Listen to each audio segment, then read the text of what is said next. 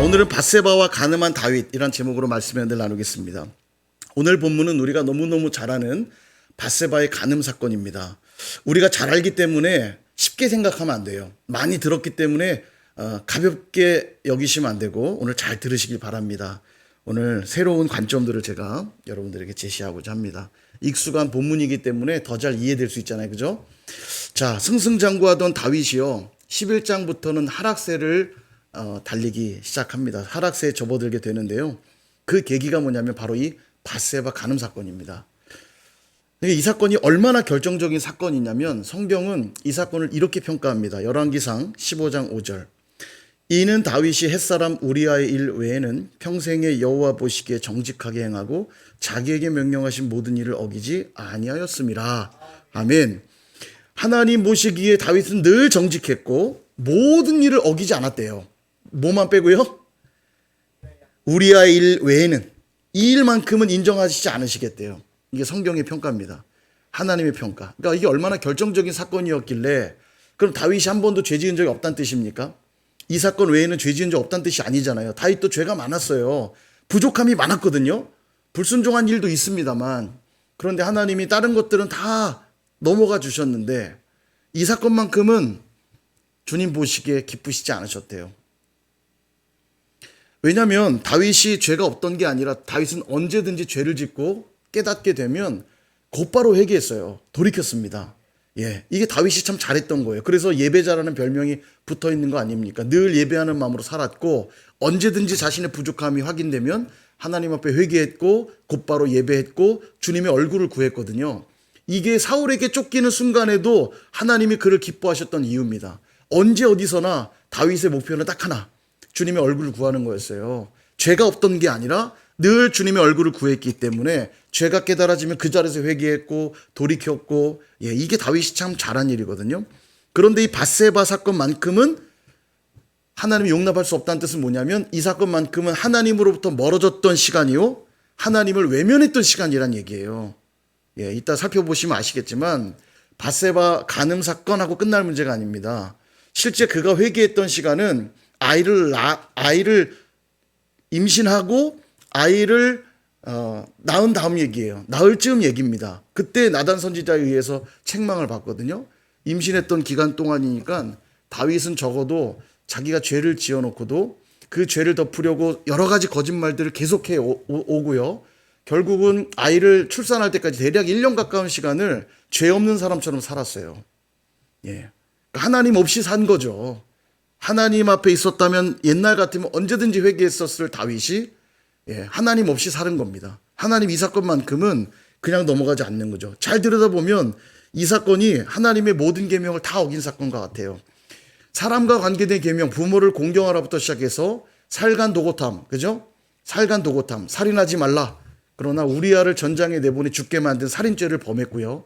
간음하지 말라. 밧세바를 범함으로 간음의 죄를 저질렀고요. 8계명, 도둑질하지 말라. 이웃의 우리아의 아내 밧세바를 도둑질하는 죄를 범하였고요. 9계명, 거짓말하지 말라. 거짓 증거하지 말라.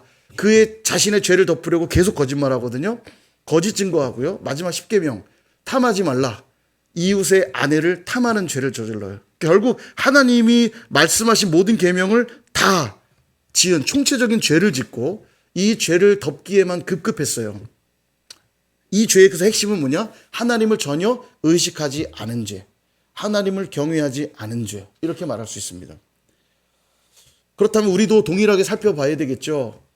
우리도 죄 없이 살지 못할 겁니다. 죄 가운데 살죠. 늘 회개해야 되는데 그럼에도 불구하고 하나님이 용인할 수 없는 모습은 도대체 어떤 것이고, 그렇다면 우리는 어떻게 살아야 될까 한번 돌아보는 시간이 되어야 될 겁니다. 오늘 다윗의 모습을 통해 좀 살펴보고자 하는데요. 오늘 다윗이 지은 이 심각한 죄 가운데 두 가지가 없다는 걸 보게 됩니다. 두 가지. 첫 번째 뭐가 없냐? 감사가 없어요. 감사. 하나님이 다윗과 언약을 맺어주셨죠. 이름하여 다윗 언약. 다윗과 언약을 맺어주셨어요. 이건 불평등 계약이라고 했습니다. 집을 계약해도 그 집세에 준하는 보증금, 월세, 전세금이면 전세금, 그 조건에 합당한 걸 낼 수 있는 사람과 맺어야 계약이 성사되는 것인데 이 조건이 맞지 않으면 계약을 이루어질 수 없는 것인데 전능하고 완전하고 위대한 하나님이 별 볼 일 없고 죄 가운데 있고 형편없는 다윗과 언약을 맺어주셨어요. 이것은 아무리 껴 맞춰도 평등 계약일 수가 없어요. 불평등 계약이고 불평등 언약입니다. 그러니까 하나님 편에서 다윗의 수준에 다 맞춰주신 거죠. 저 보증금이 없는데요. 괜찮아, 들어와 살아. 저 월세 못 내는데요. 괜찮아, 들어와 살아. 그러면 사실래요, 안 사실래요? 여러분은 살아야죠. 땡 잡았잖아요. 보증금도 안 내야 되죠. 월세도 안 내도 되면 그 집 공짜로 사는 거잖아요. 다 집 갖고 계시니까 이게 욕심들이 없으세요. 저처럼 월세 살아야 이게 간절해지는데 다 자가로 갖고 계시니까. 예. 그죠? 축복합니다. 부럽습니다. 예. 자, 여하튼 불평등 언약인데 하나님 앞에 이게 너무너무 감사했어요. 다윗은요. 하나님의 언약의 내용은 세 가지 있었다고 그랬죠. 너의 이름을 높여주리라. 실제로 주변 나라들로부터 다윗의 이름이 높여지니까 주변 나라들이 쫄았어요. 그래서 나아가서 우리는 당신의 종이니이다. 조공을 막 바칩니다. 다윗의 이름이 위대해졌어요. 그리고 조공을 바치고 전리품들을 취하니까 부자가 됐어요. 이름도 높아지고 부자가 됐고요. 원수들로부터 다 승리하게 하시니까 원수들로부터 보호하시는 축복이 있었고, 마지막 세 번째, 내 집이 견고하게 되리라. 다윗 왕조가 점점점 견고하게 세워졌다는 거예요. 이 은혜가 얼마나 컸던지 다윗은 감사 기도도 했고 찬양 기도도 했고 간구하는 기도도 드렸다고 했잖아요. 너무너무 감사했어요. 근데 아이러니한 건 더 편안해지고 더 여유로워지고 더 부유해지면 분명 하나님으로부터 큰 축복 받은 게 맞는데 도리어 이때가 가장 위험할 때라는 것은 참 아이러니한 일입니다. 고린도전서 10장 12절에 보니까 이런 말씀이 있어요. 그런즉 선줄로 생각하는 자는 넘어질까 조심하라. 아멘입니다. 정말로 아멘이에요. 여러분 기억하셔야 됩니다. 이젠 살만하다. 이젠 참 좋다. 필요한 것이 다 채워졌다. 그럼 끝난 게 아니라 그때부터 정말 조심해야 될 때가 시작된다는 거예요. 지금 다윗이 그렇다는 겁니다. 1절에 보니까 그 해가 돌아와 왕들이 출전할 때가 되매라고 시작합니다. 그죠?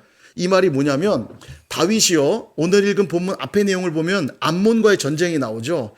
암몬의 왕이 죽었어요. 그래서 다윗이 정말 조문하고 싶어서 조문단을 보냅니다. 조문단을 보내는데 그의 아들이 왕이 되었는데 주변 신하들이 이상한 관계를 보고해요. 아마도 조문하러 온 게 아니라 당신의 나라를 정탐하러 온 것 같습니다. 그냥 돌려보내면 큰일 날 겁니다. 예. 그래서 그 사절단들을 조문단을 아주 수치를 주면서 돌려보내게 되죠. 이 일로 전쟁이 일어납니다. 근데 다윗이 너무 강력한 나라였기 때문에 강력한 군사를 가지고 있었기 때문에 이 암몬이 두려웠어요. 전쟁을 어떻게 보면 시비를 걸었음에도 불구하고 이 전쟁이 두려우니까 강력한 주변 나라인 아람 연합군, 아람 용병들을 사옵니다. 아람 군대가 같이 도와줘요, 전쟁을. 그럼에도 불구하고 다윗의 군대가 그들을 물리칩니다. 이 아람 군대를 완전히 박살내 쫓아내고요. 패배시키고 암몬 군사들은 성 안으로 그냥 도망칩니다. 그러니까 이제 패색이 짙은 거죠. 그런데 성경에 보면 다윗의 군대가 다시 예루살렘으로 돌아갔더라 이렇게 나와요. 전쟁이 끝나지가 않았는데 예루살렘으로 돌아갔더라 이렇게 나오거든요. 왜 돌아갔냐면 승기는 이미 잡았는데 전쟁이 겨울 이 우기, 그러니까 10월부터 이듬해 3월까지는 우기입니다. 비가 오는 우기. 물론 계속 비가 내리는 건 아니라 할지라도 비가 오는 우기고 겨울철이에요. 그래서 이 겨울이 되고 우기가 되면 전쟁을 하지 않습니다. 뭐 보급 문제도 있고요. 여러 가지 이제 문제들이 있기 때문에 전쟁을 잠깐 쉬는 거죠. 그러니까 이미 승기는 잡았고 겨울이 다가오니까 예루살렘으로 일단 돌아온 거예요.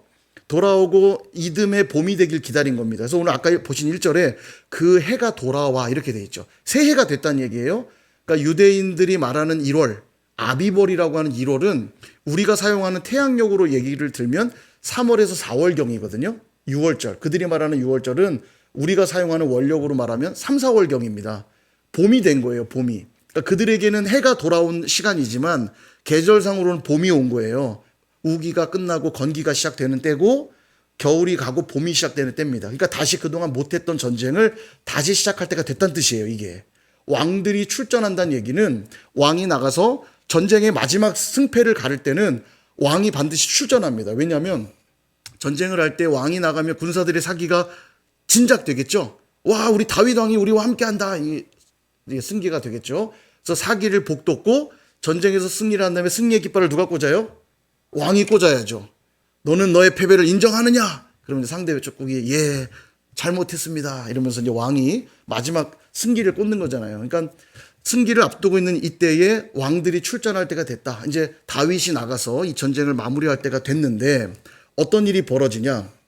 1절 후반부를 다시 보시면 요압과 부하들은 암몬 자손을 멸하기 위해 랍바를 에워쌌고, 그러니까 전쟁에 내보냈고, 다윗은 예루살렘에 그대로 있더라. 그러니까 왕들이 출전할 때가 돼서 다윗이 옛날 같으면 마땅히 나갔을 전쟁인데 안 나가고 뭐 하고 있냐면 예루살렘에 그대로 있었대요. 뭔가 좀 이상하죠. 마땅히 나아가 승리를 선포하고 군사들의 사기를 복돋아야 될 다윗이 안 나가고 예루살렘에 그냥 머물고 있는 거예요. 뭔가 나사 몇 개가 풀어진 그런 모양입니다. 사랑하는 여러분, 다윗이 언약을 받고 하나님께 감사하고 찬양을 올려드렸던 때를 다시 한번 떠올려 보세요. 여러분, 감사의 고백은 뭐냐면 하나님이 나를 이렇게 인도해 주신 것에 대한 고백. 너무너무 감사하다. 이게 전부가 아닙니다. 진정한 감사의 핵심은 뭐냐면 지금까지 인도해 오신 하나님의 그 인도하심이 너무너무 감사해서 그게 끝이 아니에요. 감사해서 앞으로의 시간도 하나님이 인도하실 것을 믿기에 살아왔던 시간보다 살아갈 시간을 내가 더 주님만 의지하며 살겠습니다라는 신앙 고백이 진정한 감사의 의미예요. 예. 왠 줄 아세요, 여러분? 제가 예를 들어 볼게요. 결혼기념일이 되었습니다. 결혼기념일이 되어서 사랑하는 배우자에게 선물을 준비했습니다. 선물을 줬어요. 의미는 뭘까요? 나와 함께 결혼해줘서 고마워. 나와 함께 지난 시간 살아줘서 고마워. 우리 함께 행복한 시간 만들 수 있어서 너무 감사해. 그죠? 그 의미를 담은 거지만 거기가 끝이 아니에요. 결혼기념일의 핵심은 뭐냐면 그게 마지막, 삶의 마지막이라면 거기가 끝이 맞지만 그러므로 이제 살아왔던 시간보다 앞으로의 시간 우리 더 행복하게 살자. 여기에 선물의 의미가 있는 거죠. 결혼기념일의 의미는 거기까지 가야 진짜 결혼기념일이 되는 겁니다. 이제 행복했으니까 이제 막 살자. 이럴 일은 없잖아요. 지금까지도 행복했지만 이후의 시간은 우리 더 행복하게 살자. 더 배려하고 더 사랑하고 더 섬기면서 살자. 약속해. 예. 그 고백이 선물 안에 있는 것처럼 우리가 감사한다라고 할 때도 하나님 여기까지 인도해 주셔서 감사해요. 이제는 내 마음대로 살게요가 아니라 지금까지도 철저하게 나를 인도하신 하나님께 감사하기에 앞으로의 인생도 하나님이 인도하실 것을 저는 의심치 않습니다. 그러므로 이전보다 더 내가 하나님만 의지하며 살게요가 진정한 감사의 의미인 거예요. 그런데 다윗은 그렇게 하나님께 감사하다는 고백을 드린 지 그렇게 오래지 않아. 지금 뭔가 하나님께 더 의지하고 그분의 뜻대로 살기 위한 몸부림보다는 마땅히 있어야 될 자리가 아닌 곳에 있고 있다라는 거예요. 말하자면 감사하지 못하고 있는 거죠. 우리도 동일합니다. 감사가 사라지기 시작할 때부터 우리는 영적으로 피폐해지기 시작하는 겁니다. 감사가 사라지니까 하나님의 일하심이 보이지 않기 시작하고요. 하나님이 일하시지 않는 게 아닌데 하나님의 일하심이 보이지 않기 시작하죠. 하나님의 임재가 느껴지지 않기 시작하는 겁니다. 그러니 점점 죄를 짓기 시작하고 불평과 원망이 늘어가는 거예요. 분명 하나님이 복 주셨죠. 그래서 이전보다 더 편안해졌고요. 이전보다 더 건강해졌고요. 이전보다 더 부유해졌고요. 이전보다 더 넉넉해졌는데 도대체 이게 웬일입니까? 하나님이 주신 게 그 복이라고 생각했던 것들 때문에 도리어 하나님으로부터 멀어지고 있다면 여러분, 이보다 불행한 일이 어디 있어요? 이게 바로 감사를 잃어버린 삶이라는 거예요. 하나님이 주신 복이 더 많은데 이 복 때문에 하나님을 더 가까이 하는 게 아니라 하나님께 가까이함이 내게 복이라. 이게 우리의 고백이어야 되는데 하나님으로부터 멀어지고 있다면 복이라 여겼던 것들이 복이 아닌 게 돼버리잖아요. 참 희한하죠. 가난하고 배고플 땐 그렇게 기도하던 사람이 배부르고 편안해지고 그러면 더 감사해서 더 많이 기도할 것 같은데 영적으로 나태해지기 시작한다는 거예요. 이미 이건 입증된 거 아닙니까? 유럽의 서구 선진국들 다 기독교 기반이 하나님 복 주셨고 부유해졌고 강대국들이 되고 선진국들이 되었는데 지금 거기엔 교회가 없어요. 그 유명했던 교회들이 다 모슬렘으로 바뀌고요. 모스크로 다 바뀌고요. 하나님을 잊어버리고 지금도 가면 다 80세 이상 된 어르신들만 몇 분 앉아서 예배를 드리고 있는 지어낸 얘기가 아니라 현실입니다. 기독교 국가였던 나라들이 기독교를 국교로 삼았던 나라들이요. 다 그렇게 변질되어 버렸어요. 그러므로 진정한 감사를 위해 여러분 꼭 기억해야 될 말씀이 있습니다. 잠언 30장 7절에서 9절 우리 한번 읽어볼까요? 시작. 내가 두 가지를 주께 구하였사오니 내가 죽기 전에 내게 거절하지 마시옵소서. 곧 헛된 것과 거짓말을 내게서 멀리 하옵시며 나를 가난하게도 마옵시고 부하게도 마옵시고 오직 필요한 양식으로 나를 먹이시옵소서. 혹 내가 배불러서 하나님을 모른다 여호와가 누구냐 할까 하오며 혹 내가 가난하여 도둑질하고 내 하나님의 이름을 욕되게 할까 두려워함이니이다. 아멘. 여러분, 이 고백이 뭐냐면 부자도 되게 하지 말고 거지도 되게 하지 마십시오의 고백 정도가 아니라, 그럼 적당히 살게 해달라는 그런 말이 아니라, 하나님을 섬기는 것보다 내 삶에 더 중요한 건 없으니 부유해지든 가난해지든 내 인생에 더 중요한 건 부자가 되냐 가난하게 되냐 문제가 아니라 하나님과 함께 살아가는 게 내 인생에 가장 중요하니 이 세상의 가치 따위로 하나님을 중심에 모시고 살아가는 삶을 포기하는 일들이 없게 해주십시오. 이런 고백이에요. 너무 당연한 거 아닙니까? 가난하든 부하든 하나님께 가까이함이 내게 복이라. 이 고백 날마다 들으시는 저 여러분 다 되시기를 주님의 이름으로 축원드립니다. 그게 감사하는 삶이고요. 다윗에게 지금 그게 없었어요. 하나님이 승승장구하셨더니 더 감사하고 더 의지했던 게 아니라 뭔가 점점 나태해지고 멀어지고 있다는 거죠. 두 번째 없던 게 뭐냐? 이게 중요합니다. 영적 긴장이 없었어요. 영적 긴장. 어쩌면 너무 당연해요. 감사가 없는 삶은, 감사가 없어진 삶은 지금의 삶을 당연한 걸로 여기기 때문에 뭐가 사라지냐면 영적 긴장감이 사라지기 시작합니다. 마치 내가 이룬 것처럼 생각하니까 긴장감이 없어지죠. 그러니까 나태해지는 겁니다. 영적 나태라는 게 실수로 생기는 게 아닙니다, 여러분. 오늘 다윗에게 그 증거들을 볼 수 있는데, 첫 번째, 영적으로 그가 나태했다는 첫 번째 증거, 2절을 한번 보세요. 저녁 때에 다윗이 그의 침상에서 일어나 왕궁 옥상에서 거닐다가 그곳에서 보니 한 여인이 목욕을 하는데 심히 아름다워 보이는지라. 2절 시작할 때 저녁 때에 라고 나오죠. 침상에서 일어났대요. 낮잠을 잔 거죠, 다윗이요. 낮잠 자체를 뭐라고 할 수는 없습니다. 이 시에스타라고 그래서 지중해 연안의 국가들은 낮에 태양이 너무 뜨겁기 때문에 낮에 일의 효율을 높이기 위해 낮에 낮잠 자는 문화가 있어요. 낮에 너무 뜨겁기 때문에, 팔레스타인 땅도 너무 뜨겁기 때문에 낮에는 돌아다니지도 않고 가급적 낮잠을 자거나 쉽니다. 그때 잘 쉬었다가 조금 해가 저물면 다시 일을 시작하거든요. 그러니까 이 시에스타, 그러니까 낮잠을 자는 것 자체가 문제는 아닌데, 근데 뭐가 문제냐면 좋게 봐주려고 노력을 해도 이게 왜 문제냐면, 그날은 어떤 날이냐면, 이 저녁은 어떤 날이냐면 군사들 출정식을 한 날이에요.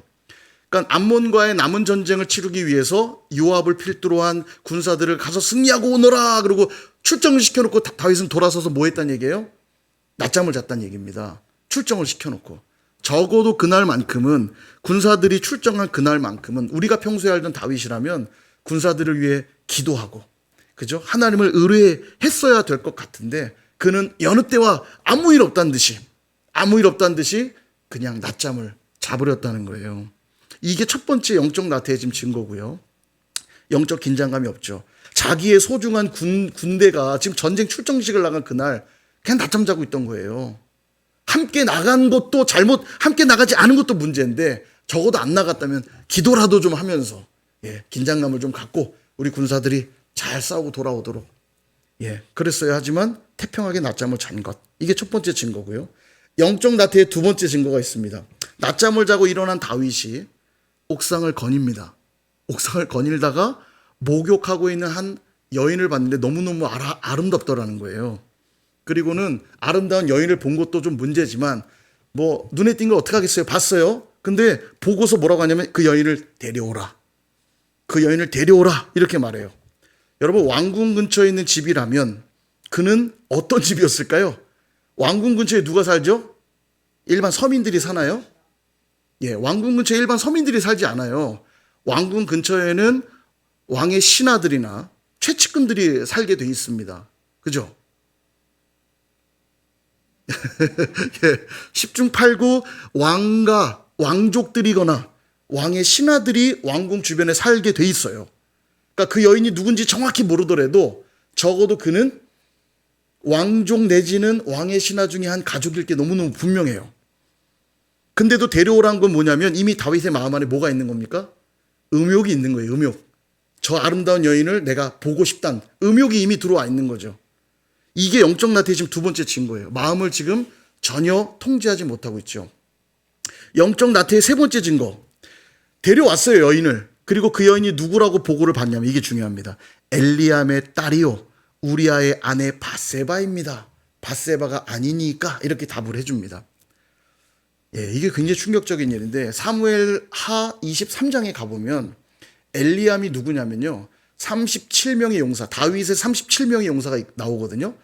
그러니까 37명의 용사는 어떤 사람들이겠어요? 별 볼 일 없는 용사들의 이름을 써놓을 리가 없잖아요. 다윗 왕국을 위하여 목숨 바쳐 싸운 용사들 아닙니까? 37명의 용사들. 근데 이 엘리암이 거기에 있어요. 37명의 용사 중에 하나입니다.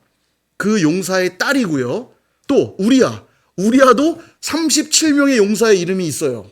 제일 마지막에 등장하는데 이 우리아니라 이상 총 37명이니라 이렇게 나와요. 그러니까 우리아도 엘리암도 둘 다 다윗을 위해 목숨 바쳐 헌신한 37명의 용사예요. 그런데 그 엘리암의 딸이요 우리아의 아내인 밧세바란 보고를 받았잖아요. 그럼 어떻게 돼요? 우리 귀한 신하들의 나를 위해 이 왕국을 위해 왕조를 위해 헌신한 자들의 가족이구나 확인이 되었으면 더 가면 안 됐죠. 더군다나 이 엘리암의 아버지가 누구냐면 아히도벨이라고 나오거든요. 그 사무엘상 23장에 보면 아히도벨이 아버지예요. 엘리암의 아빠. 그러니까 밧세바의 할아버지. 그죠? 아히도벨이 밧세바의 할아버지인데 그 아히도벨이 누구냐? 다윗의 모사. 책사입니다. 책사. 그러니까 아주 최측근이에요. 전쟁의 전략을 짜고 왕에게 조언을 하고 높은 어른인 거죠. 말하자면 어른. 다윗에게 조언도 하고 다윗에게 가장 오른편에서 가장 가까이에서 조언을 하고 그를 이야기해주는 그런 사람입니다. 바로 그런 아히도벨의 손녀가 밧세바예요. 그러니까 정말 밧세바란 보고를 딱 들을 때 엘리암의 딸이요 우리아의 아내입니다. 들을 때 생소한 대상이 아닙니다. 그래? 예, 이런 상황이에요. 느낌이 오시죠? 그런데 돌려보낸 게 아니라 어떻게 해요? 간음을 행합니다. 예, 동침하게 돼요. 그 보고를 받고도 어때요? 이 정도면 실수 아니죠? 지극히 의도적이었어요. 자기 안에 들어온 음욕을 통제하지 못하게 되어서 의도적으로 간음을 행하게 되죠. 영적 나태의 네 번째 증거가 있습니다. 4절을 보시면 그렇게 동침한 후에 여자를 돌려보냅니다. 자기 집으로 돌아갔대요. 그리고 5절을 보시면 여인이 임신하여 다윗에게 임신 사실을 알리는 내용이 나옵니다. 예. 자, 오늘 동침했으면 내일 임신 사실을 알 수 있나요? 지금 4절과 5절 사이의 시간 간격이 대략 어느 정도 있을 것 같으세요, 여러분? 그렇죠? 한 두 달 정도는 있다고 보여져요. 한 달은 좀 짧은 것 같고 한 두 달 정도.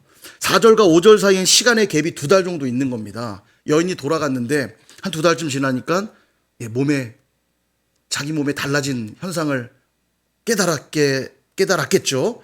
그러니까 다윗에게 보고해요. 내가 임신했다. 여러분 두 달 정도 지났는데도 다윗은 이 이야기를 듣고는 무슨 생각을 하냐면 범죄를 은폐할 생각을 합니다. 오늘 본문에는 안 나오는데 전쟁에 있는 우리아를 돌아오라고 명령해요. 왜냐하면 임신했기 때문에 이거 숨길 방법이 없잖아요. 그러니까 우리아를 오게 한 다음에 너 아내랑 좋은 시간 보내라. 전쟁하느라 고생했다. 들어가 좀 쉬어. 하고 보내요. 예. 근데 우리아는 충성스러운 신하 아닙니까? 나의 동료들이 지금도 전쟁터에서 싸우고 있는데 내가 집에 가 편하게 아내와 시간 보낼 수는 없습니다. 제가 그냥 밖에서 야영하면서 군사들과 함께 하겠습니다. 그리고 집에 안 가거든요. 그러면 이제 결국 배는 점점 불러올 것이고 이게 문제가 되지 않습니까? 집을 갔다 왔으면 우리아가 임신시켰다고 거짓말 치려고 했는데 우리아가 집에 안 가니까 그 다음 무슨 작전을 써요? 편지를 씁니다. 우리아를 제일 전쟁 선봉에 세워라. 요압에게 편지를 쓴 다음에 이 편지를 누구 손에 들려주냐면 우리아 손에 들려줘요. 요압에게 전해줘라. 자기를 죽이라는 편지를 들고 우리아는 충성스럽게 요압에게 가요. 편지를 전해주고 실제로 암몬 성을 함락하러 들어갈 때 제일 선봉에서 결국 화살바지로 죽게 되죠. 여러분 시간이 지나고 있는데도 다윗에겐 전혀 하나님을 향한 경외심과 그분의 임재가 전혀 느껴지지 않아요. 여전히 자기의 죄를 덮으려고만 하고 감추려고만 하고 있다라는 거예요. 그러니까 이게 일시적인 나태함이나 실수 정도가 아니라 지속적이고 반복적인 나태함에 빠져 있다는 걸 알 수 있는 것입니다. 어떻습니까, 여러분? 여러 번 돌이킬 수 있는 기회가 그에겐 분명 있었거든요. 근데 다윗은 전혀 돌이키질 않았습니다. 왜죠? 영적인 감각이 전혀 없었고 영적 나태함에 빠져 있었기 때문입니다. 여러분, 이게 되게 무서운 거예요. 이 사람은 딴 사람이 아니에요. 다윗이에요. 생명의 위협이 오갈 때도 하나님만 붙잡고 그분을 따라갔던 다윗 아닙니까? 이게 정말 무서운 거예요. 어느 순간 영적으로 나태해지니까 완전히 영적 감각을 잃어버리게 된 걸 보게 돼요. 성경이 정확해요. 욕심이 잉태한 즉 죄를 낳고 죄가 장성한 즉 사망을 낳느니라. 여러분, 그 단계를 구분할 수 있겠습니까? 어디까지가 욕심이고 어디까지가 죄며 어디가 사망인지 여러분 구분하실 수 있어요? 구분 안 돼요. 이미 욕심이 생기기 시작하는 순간부터 서서히 그렇게 나는 사망을 향해 가고 있는 겁니다. 빨리 회개하고 돌이키지 않으면요, 자기가 지금 어떻게 사는지도 모른 채 그렇게 살아가는 거예요. 사랑하는 여러분, 우리가 지난 날을 추억할 때가 많습니다. 왕년에 내가, 옛날에 우리 교회가, 막 옛날 얘기 많이 하죠. 예, 좋아요. 과거를 추억하는 게 나쁜 건 아닙니다만, 그러나 더 중요한 건 과거에 내가 얼마나 잘했는가가 아닙니다. 지금 내가 영적으로 깨어 있는가, 지금 내가 영적으로 하나님만 의지하고 있는가, 훨씬 중요한 문제 아니겠어요? 과거 다윗보다 여기 더 대단하고 많은 추억과 간증이 많은 분들 나와 보십시오. 다윗에게 과거 화려했어요. 그러나 지금 이 순간만큼은 다윗이 심각한 범죄, 어느 정도로 심각했냐면 아까 보셨죠? 우리아의 일 외에는 내가 그 일만큼은 다윗을 인정할 수 없다. 나 없어도 살 수 있는 그의 모습을 나는 도저히 받아들일 수가 없구나. 내가 그와 언약도 맺었지만, 그에게 모든 걸 다 주겠다 약속했지만 나 없이도 살 수 있다는 모습을 본 그 순간만큼은 내가 지우고 싶다는 거예요. 인정할 수 없다는 거예요. 우리는 영적인 존재입니다. 그 말은 영적인 감각이 우리에게 중요하다는 거예요. 여러분, 우리의 육이 숨쉬고 있고 활동하고 있다고 해서 영적으로 살아있는 게 아니라는 얘기예요. 내가 그냥 숨쉬고 있고 활동하고 있으니까 나의 영도 그렇게 살아있겠지. 이건 착각입니다. 여러분, 아담이 선악과를 범하고 육신이 곧바로 죽은 게 아니에요. 이걸 먹는 날에는 정령 죽으리라 했지만 먹자마자 꼴딱 죽은 게 아닙니다. 육은 멀쩡했어요. 그럼 뭐가 죽은 겁니까? 그의 영이 죽은 거예요. 영이. 더 이상 하나님과는 교제할 수 없는, 하나님과 관계가 완전히 단절됐다는 걸 의미하는 것이에요. 육이 멀쩡했지만, 육은 살아 숨쉬었고 활동했지만 그가 죽은 것은 영이 죽은 거예요. 영. 스스로의 힘으로는 도저히 구원받을 수 없는 자가 됐다는 뜻입니다. 그래서 죄 가운데 거하고 하나님 없이 방탕한 자들을 성경은 이렇게 묘사해요. 에베소서 4장 18절에서 19절. 그들의 총명이 어두워지고 그들 가운데 있는 무지함과 그들의 마음이 굳어짐으로 말미암아 하나님의 생명에서 떠나 있도다. 하나님의 생명에서 떠나 있는 자를 뭐라고 말하냐? 19절. 그들이 감각 없는 자가 되어. 영적인 감각을 상실해 버렸기 때문에 방탕에 방임하여 모든 더러운 것을 욕심으로 행한다라는 겁니다. 이게 영적으로 죽은 자들의 특징이에요. 자기가 죄를 지으면서도 죄 짓고 있다는 걸 몰라요. 다들 그렇게 그냥 사는 줄 알아요. 감각이 없으니까. 그럼 나병이 그런 거 아니겠습니까? 나병. 살이 썩어 들어가고 있는데요, 고통이 없어요. 감각이 없어요. 이게 무서운 겁니다. 영적으로 내가 지금 죽어가고 있다는 걸 모르니까 그냥 그 상태로 방탕하고 욕심 가운데 행하면서 살아가는 것입니다. 중요한 게 뭐냐면, 그럼 다윗이 제사도 드리지 않았고 하나님 앞에 종교적인 액션들이 없었기 때문에 영적으로 나태해졌는가? 당연히 아니에요. 4절을 한번 보시겠어요? 4절에 보면 여인을 취하는, 4절 한번 띄워주세요. 자, 여자를 데려왔다고 했죠. 그리고 그 여자가 부정함을 깨끗하게 하였으므로. 이게 무슨 뜻이냐면요, 율법적으로 아마도 이 밧세바가 뭐 월경 같은 게 있었던 걸로 보여요. 그러면 율법에 의하면 반드시 물로 씻게 되어 있거든요. 그래서 부정함을 면해야 됩니다. 지금 여인이 아마 그렇게 했다라는 걸 기록하고 있는 것 같아요. 이거를 다윗이 확인을 했다는 얘기예요. 율법적으로 그가 부정한가 아닌가 확인하면서 동침했다는 얘기입니다. 이게 무서운 거예요. 종교적 행위가 없는 게 아니에요. 율법적으로 충실하려고 그는 반응했는지 몰라도 그에겐 하나님이 없었어요. 이게 무서운 거예요. 이게 율법주의의 무서움입니다. 우리가 가장 착각하는 것 중에 하나가 이거예요. 나름 종교적인 행위라고 있으면 내 영이 살아있다고 착각하는 거죠. 예수님 시대에 그랬던 자들이 있죠. 바리새인과 서기관들. 그들이 율법에 빠삭했습니다. 예수님도 지적할 정도로 율법에 빠삭했지만 그들에겐 생명이 없었어요. 종교적인 행위가 곧 영적인 게 아니란 얘기예요. 예배 시간에 와서 여기 앉아 있다고 그래서 예배 시간에서 시간을 여기서 보내고 있다고 그래서 그게 하나님께 정말 예배하고 있는 것이냐는 다른 문제란 얘기예요. 교회에 왔고 예배당에 앉아 있으니까 그거 영적인 활동이 아니란 얘기입니다. 앉아서도 예배 마치고 뭐 할지, 배고픈데 오늘 뭐 해 먹을지 막 족발도 생각나고 지금 배는 고프고, 그죠? 족발 생각도 나고 김치찌개 생각도 나고 삼겹살에, 야, 내가 오늘 정말 예배 마치고 내가, 예전에 제가 한번 말씀드렸죠. 피지에 있을 때 피지가 골프 이게 회원권이 굉장히 싸거든요. 그러니까 거기에 있는 한인들이 다 골프 치러 다닙니다. 싸니까요. 부담 없이 쳐요. 근데 이제 아내들이 주로 교회는 부인들이 나오잖아요. 그러니까 이제 남편들 닥달하잖아요. 교회 좀 가자고. 그럼 남편들이 부인의 등살에 못 이겨 예배당을 나옵니다. 나올 때부터 이미 복장은 무슨 복장? 골프웨어 입고. 왜냐하면 예배 끝나기가 무섭게 교회에서 점심을 먹고 골프장 가야 되거든요. 그러니까 대부분의 남자들이 신앙생활을 제대로 하지 않는 남편들이죠. 제대로 하는 분들도 계시지만 그분들이 골프 갈 생각으로 가득 차 있어요. 빨리 예배가 끝나기만을 기다리는 겁니다. 여러분, 예배당에 와 있다고 그게 영적인 행위가 아니에요. 그 마음이 하나님을 향해 있지 않고 그 중심이 주님을 향해 있지 않으면 아무리 종교적인 행위라고 있어도 다윗처럼 부정함을 확인하고 그가 부정한 거 아닌가, 이 부정한 자와 동침하면 안 돼요. 같이 부정하게 되니까. 부정한 거 아닌가 확인하면서 뭘 하냐면 간음을 저지르고 있다니까요. 이게 무서운 겁니다. 사랑하는 여러분, 우리는 어떤 상태에 있습니까? 혹시 반복되는 종교적인 습관 속에서 나는 잘하고 있다고 착각하고 있지는 않나요?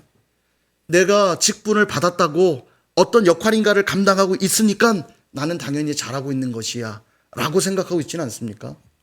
다윗처럼 오랜 시간 훈련받고 잘 준비된 사람도 저렇게 넘어질 수 있다면 우리는 더 깨어 있어야 되지 않을까요?